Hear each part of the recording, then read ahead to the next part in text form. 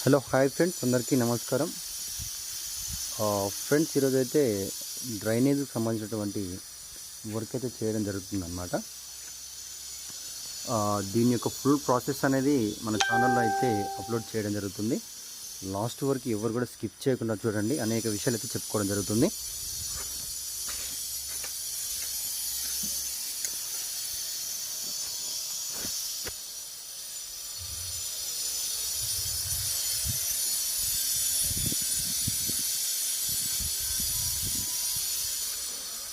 Okay, full process friends ఏ విధంగా చేయడం జరుగుతుంది వర్క్ అనేది అన్ని విషయాలుగా చెప్పుకోవడం జరుగుతుంది అన్నమాట.